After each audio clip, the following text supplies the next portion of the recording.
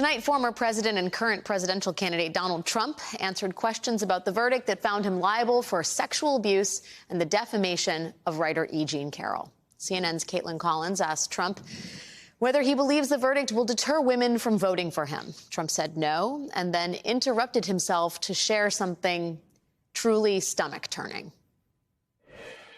What kind of a woman meets somebody and brings them up, and within minutes you're playing hanky-panky in a dressing room, okay? They found that you sexually abused her. What? Say what they did. They said he didn't rape her. And I didn't do anything else either. You know what? Because I have no idea who the hell she is. But, Mr. President, I don't know who this woman is. Can I ask you, given your recounting your version? I don't know who, and I tell you this. But, Mr. President, are you ready? can I swear on my children, which I'd never do. I have no idea who this woman. This is a fake story. I have no idea who the hell. She's a whack job. You did not. In the hours since he was found liable for sexual abuse and defamation, Trump has not missed a chance to deny any of this. He's even used the same sort of language that prompted this defamation case. He still claims he doesn't know E. Jean Carroll. He is still claiming that she is a liar, and the case against him is a witch hunt. And he did that all tonight, too, as a presidential candidate. And he did it in front of a room of Republican voters who laughed. Joining us now is Democratic New York Congresswoman Alexandria Ocasio-Cortez. Congresswoman Ocasio-Cortez, it's a real honor and a pleasure to have you here tonight. I'm sorry that this is what we have to be talking about.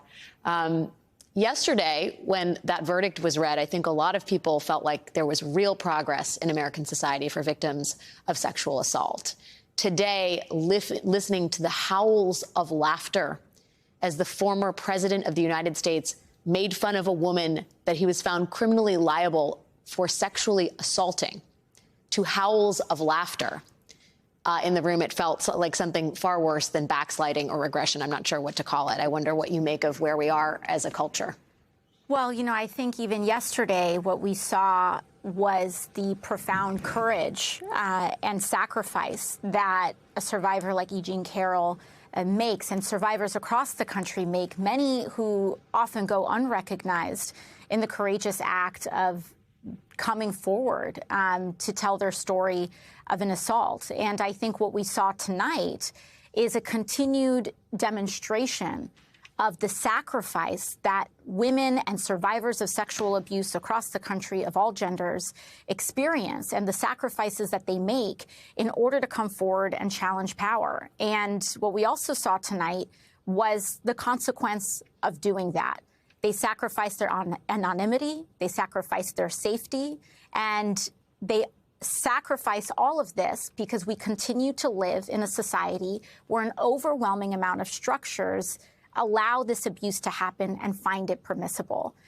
You know, I know you said earlier that you will not comment on the platforming of such atrocious disinformation, but I would. I think it was a profoundly irresponsible decision.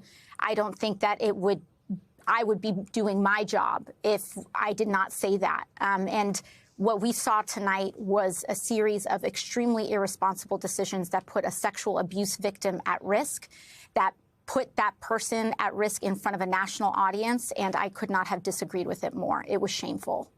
I think a lot of people are going to echo those points in the coming hours and days. The behavior of the president was, which, you know, our expectations for it, I think, collectively are fairly low, but he exceeded even those low expectations.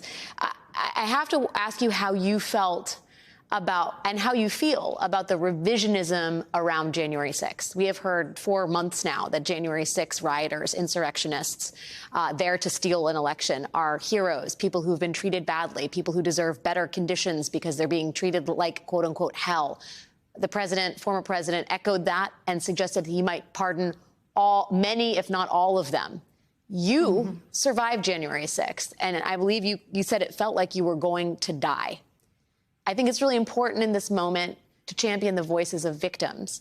And as someone who was a victim that day, how does this all feel to you? How does this narrative feel to you?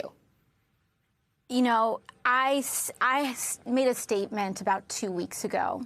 And in that statement, I stated that January 6th was just a dress rehearsal for some of these folks.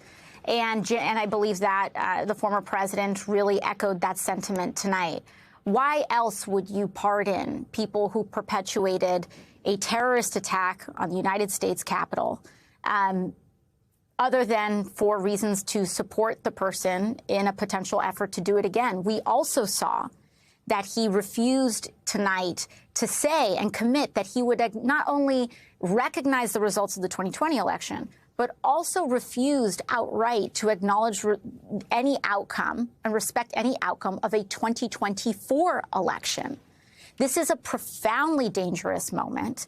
What we saw on January 6th was a dress rehearsal, because what we are seeing is that being set as an example in state legislatures across the country, in the ability to really suspend democracy in states like Tennessee and Montana, where they are following the president's example and they are committing truly unprecedented acts in attempts to either expel, censor, or generally bar members, duly elected legislative officials from entering their legislative bodies in which they have been elected to. This is a profoundly dangerous moment.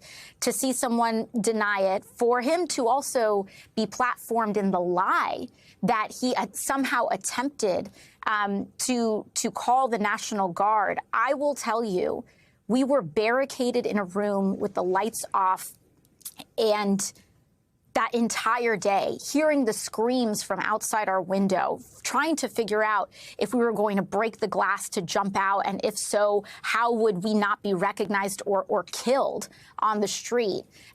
And we knew when the sun was setting that night and the National Guard had there was no indication that help was coming. It was terrifying. But that won't even hold a candle to what Donald Trump is capable of. He was stopped on January 6th. Let's remember that. He was stopped from what he ultimately wanted to do. And he repeated that tonight. He said what should have happened was that Mike Pence should have overturned the election. That is what he said tonight. For as bad as January 6th is, I believe that the former President Trump would not have qualms about going further, without a shadow of a doubt. You know, I think it's hard for us to grapple with the future that Trump has sort of outlined for the Republican Party, if not the country, what he would like to see in a 2024 election. But it's very certain that Trump has created a model for a new politician. And I have to ask you about George Santos, because George Santos has not called for an insurrection. But I think Trump established this precedent that you can just lie with impunity and you're never going to have to pay a price. Now, he may end up paying a price. It certainly seems like he will pay a price. But George Santos seems to have learned a lesson at the knee of Donald Trump, which is that the truth doesn't matter. What is his future in Congress? What do you think can and should happen? He's part of the New York delegation. Can you give us any insight into how it is that this person is still acting, emphasis on the word acting, as an elected representative? I mean, your point about Donald Trump setting a model is a very astute one.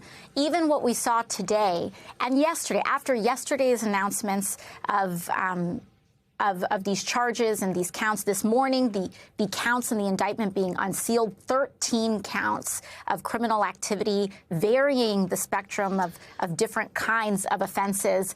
George Santos publicly declared it a witch hunt. He went on Twitter and decided to take wholesale a page out of Donald Trump's book and decide to attack the courts, decide to attack a potential investigation, claim that